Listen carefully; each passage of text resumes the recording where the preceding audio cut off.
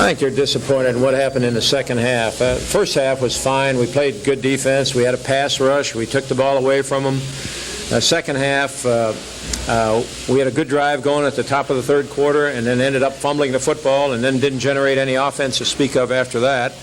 And defensively, we just didn't make any plays, rushing the passer in the second half or intercepting or, knocking balls down. The ball was up there, and it seemed like they were coming down with all of them. And we got to play better defense and put two halves together. We haven't done well in the second half in our last 3 ball games. Coach Shula and most of the other staff, I think all the other staff, must have thought something was there, or else they wouldn't have kept me around.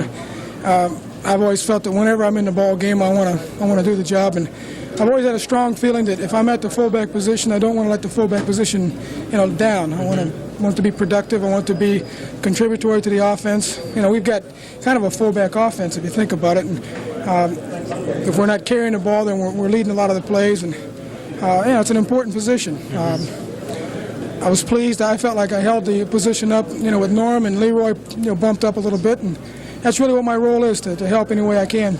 Well, Tony, what you have to do is to try to understand what's happening. Why can't you continue to function in the second half the way that you did in the first? And we know in Baltimore we hurt ourselves by a couple of fumbles and an interception in the second half and gave them good field position, and our defense wasn't able to hold people out when we had the opportunity. And for this second week in a row, defensively, we made a couple of big plays, but still we didn't do a good job of pass defense, the kind that you're going to have to do if you get to where you want to go. And each and every week we got to get better, because down the line we're going to be playing some people that are going to cash in on all the opportunities.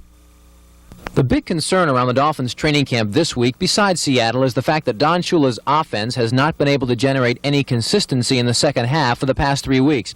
In the first of a 2-part interview, Dolphins center Jim Langer and I tried to find the answer to this most puzzling question.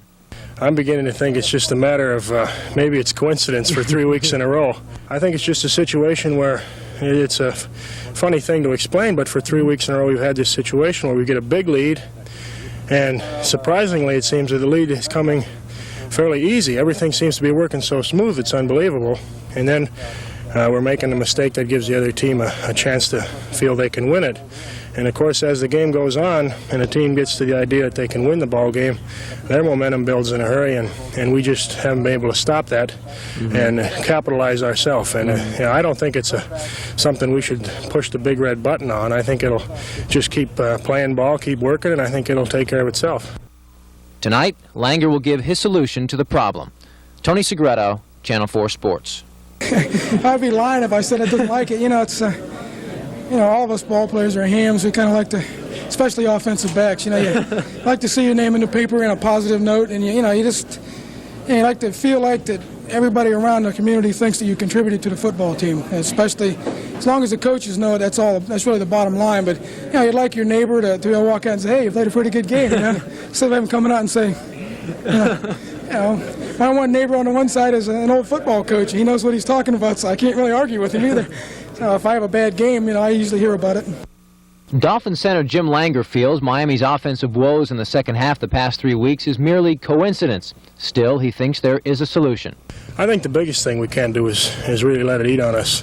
I think we just have to go out each week and try not to think about what happened the week before and play the game as it unfolds. If we just go out and forget about it and try not to make a big deal out of it and just relax and play ball, everything will happen the way it should. But we're playing good ball, and it's just unfortunate that with a record of 4-1, there's still negative things being brought up, but that's the way it is in Miami. I know Green Bay would give their left arm to be 4-1, right, and I don't think you'd hear many complaints about it. Does it bother you? Yeah, I understand that's sports, and that's the press and that's the people. I mean, they pay their money to see the games, and that's the way it is. But it does. I know the situations in other stadiums and other towns where people are dying to get a winner, and this is a winning ball club. It's a winning attitude. The guys are working hard. They're great coaches, and it's a great team. And still, unless it's 52-0, 17-0, we're not a success. The second half will no doubt be on everyone's mind this Sunday in the Orange Bowl. So with that in mind, look for a complete Miami victory. In other words, 2 halves of consistent football. Tony Segretto, Channel 4 Sports.